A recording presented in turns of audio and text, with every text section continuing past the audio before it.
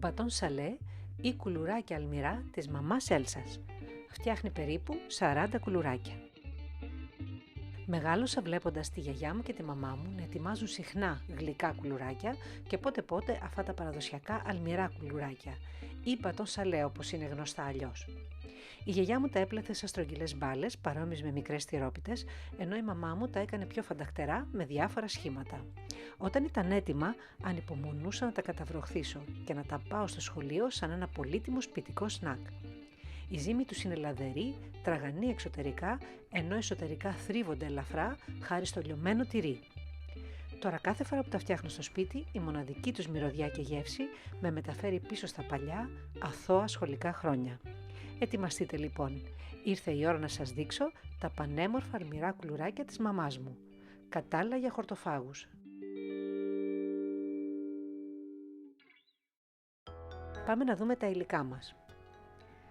4 φλιτζάνια, 500 γραμμάρια αλεύρι για όλες τις χρήσεις, κοσκινισμένο. 1,5 φλιτζάνι, 375 ml ελαιόλαδο ελαφρύ. 2 μεγάλα αυγά σε θερμοκρασία δωματίου. 2 κουταλιές σούπας 30 ml στραγγιστό γιαούρτι. 250 γραμμάρια κεφαλοτήρι ψιλοτριμμένο, εναλλακτικά πεκορίνο ή ρεγκάτο. 1 κουταλάκι του γλυκού baking powder. Για γλασάρισμα ένα μικρό αυγό. Προαιρετικά για γαρνίρισμα σουσάμι και μαυροκούκι. Προαιρετικά φρεσκοαλεσμένα αλάτι και πιπέρι. Μέθοδος. Ετοιμάστε τη ζύμη για τα κουλουράκια. Βάλτε το λάδι στο μπολ ενός δυνατού ηλεκτρικού μίξερ, σπάστε τα 2 αυγά και προσθέστε τα στο μπολ και αρχίστε να τα χτυπάτε σε δυνατή ταχύτητα χρησιμοποιώντας το εξάρτημα γάτζο. Χτυπήστε τα όλα μαζί για 5 λεπτά ή μέχρι να έχετε ένα λίο υγρό. Στη συνέχεια προσθέστε στη ζύμη το γιαούρτι και σταδιακά το ψιλοτριμμένο τυρί.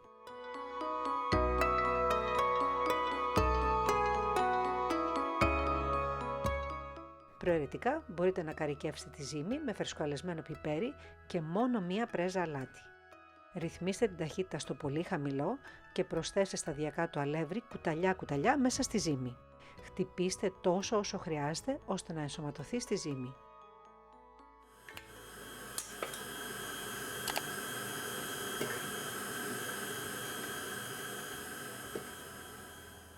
Τέλος προσθέστε το μπέικιν.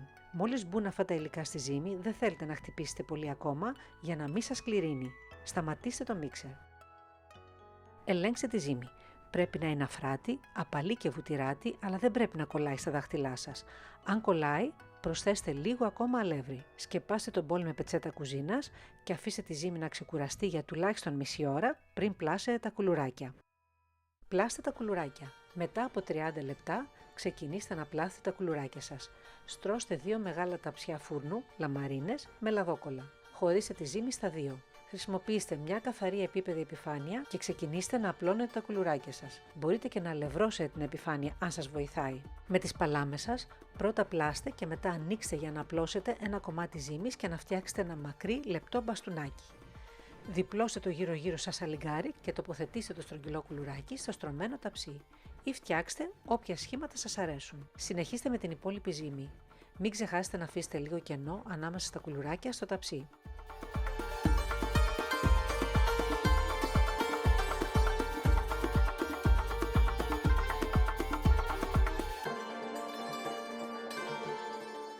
Έτοιμο το πρώτο ταψί με κουλουράκια. Βάλτε το στην άκρη. Για το δεύτερο ταψί απλώστε πρώτα να γίνει ένα μακρύ λεπτό κομμάτι ζύμης, διπλώστε το στη μέση και μετά στρίψτε για να το πλάσετε σαν πλεξούδα.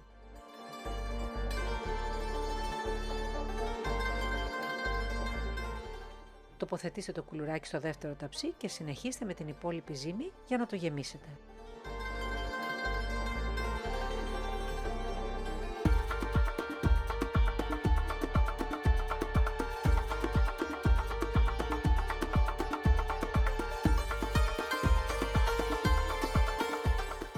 Γλασάρετε τα κουλουράκια. Όταν όλα τα αλμυρά κουλουράκια είναι έτοιμα, χτυπήστε το μικρό αυγό σε ένα μπολάκι. Αλείψτε με ένα πινέλο λίγο αυγό πάνω από κάθε κουλουράκι για να γλασάρουν όμορφα κατά το ψήσιμο.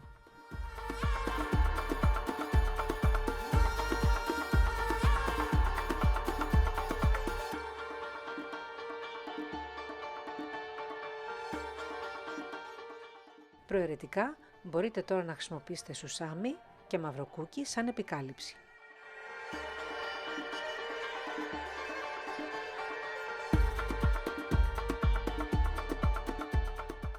Τα 2 ταψιά με τα σπιτικά μου αλμυρά κουλουράκια είναι έτοιμα για ψήσιμο.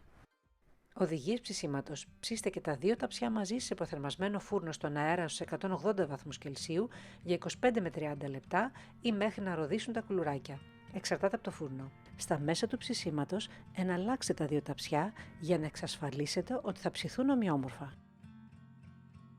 Μετά από περίπου 30 λεπτά τα κουλουράκια πρέπει να είναι έτοιμα. Μην ξεγελαστείτε επειδή είναι ακόμα κάπως μαλακά στην αφή, θα σφίξουν και θα γίνουν τραγανά μόλις κρυώσουν. Βγάλτε τα από το φούρνο και βάλτε και τα 2 ταψιά στον πάγκο της κουζίνας ώστε τα κουλουράκια να κρυώσουν και να στεγνώσουν εντελώς. Αυτό το είδος κουλουράκια είναι τραγανά εξωτερικά, αλλά αφράτα, ελαφρώς θρηματιστά και μαστιχωτά στο εσωτερικό. Και το σπίτι μυρίζει λιωμένο τυρί. Τόσο ωρεκτικά. Προτάσεις σερβιρίσματος. Μόλις κρυώσουν καλά, τοποθετήστε τα κουλουράκια σε κουτί ή βάζο για μπισκότα για να διατηρηθούν τραγανά και φρέσκα περισσότερο καιρό. Αυτές οι μικρές λιχουδιές έχουν υπέροχη γεύση τυριού και είναι ένα πολύ δημοφιλές σνακ. Προειδοποίηση. Είναι μια ένοχη απόλαυση. Μιας και δεν μπορείτε να φάτε μόνο ένα, θα συνεχίσετε να ξαναγυρίζετε για να φάτε κι άλλα. Αν σχεδιάζετε ένα κοκτέιλ πάρτι, τα προτείνω ανεπιφύλακτα, καθώς ταιριάζουν με πολλά ποτά, κυρίως κρύα μπύρα, αλλά και κρασί, πολλά κοκτέιλ και αλκοολούχα ποτά. Και δεν πρέπει να ξεχάσω να αναφέρω ότι είναι υπέροχα με απογευματινό τσάι ή high tea. Τοποθετήστε τα λοιπόν σε ένα ωραίο καλάθι και σερβίρετε τα. Πληροφορίες φύλαξης. Αποθηκεύστε τα σε ένα βάζο ή κουτί για μπισκότα για να διατηρηθούν φρέσκα για αρκετές μέρες. Αλλά ειλικρινά δεν θα μείνετε μακριά τους για τόσο πολύ. Ξέρω ότι εγώ σίγουρα δεν θα μπορούσα.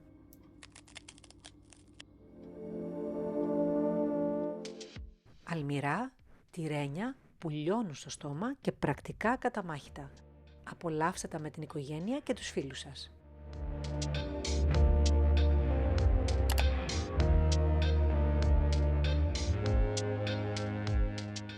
Σας ευχαριστώ που με παρακολουθήσατε. Και τώρα ξέρετε τι να κάνετε. Κάντε εγγραφή στο κανάλι μου Greek Cooking Made Easy. Αφού είδατε το βίντεό μου, τώρα μπορείτε να δείτε και τη συνταγή μου γραμμένη στην ιστοσελίδα μου. Το link της είναι στην περιγραφή του βίντεο. Κάντε like στη σελίδα μου στο Facebook ή ακολουθήστε με στο Pinterest και το Instagram.